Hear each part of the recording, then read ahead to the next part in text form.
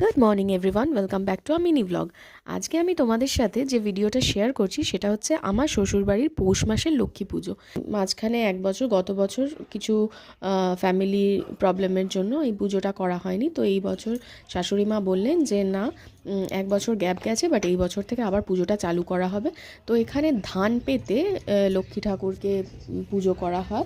দেখো, এখানে আমার শাশুড়ি মা নিজের হাতে সমস্ত কিছু সাজাচ্ছে আর আমি বসে বসে সেটা দেখছি। যদি কিছু ভুলে যাই তার জন্য ভিডিওটাও করে রেখেছি। এনিওয়েজ দেখো, সব কিছুই মা করছে, এখানে রেডি করছে। এখানে আমি দেখে নিচ্ছি জিনিসগুলো, কারণ মা আমাকে বললো যে আর কয়েক বছর পর থেকে তো তোকেই নিজের হাতে করতে হবে এই জিনিসগুলো। তো আমি দেখে নিচ্ছি কিভাবে কি করা হয়। এরপরে মা সব সাজিয়ে গুছিয়ে সমস্ত কিছু ভোগটোগ রান্না করে ঠাকুরের কাছে নিবেদন করলো। তারপর ছোট করে একটু আলপনা দিয়ে মা নৈবেদ্যগুলো এখানে সাজাচ্ছিল। আর আজকে ভোগে যেটা রান্না করেছিল সেটা হচ্ছে সাদা ভাত, মুগের ডাল, 5 রকমের ভাজা, পনিরের তরকারি, চাটনি, ব্যাস। পুজোর সব কিছু গোছগাছ হয়ে যাওয়ার পরও ঠাকুরমশাই তো তখনও রেডি হননি। অ্যাট লাস্ট ঠাকুরমশাই রেডি ফেডি হয়ে ধুতি পরে চলে এসেছে পুজো করতে।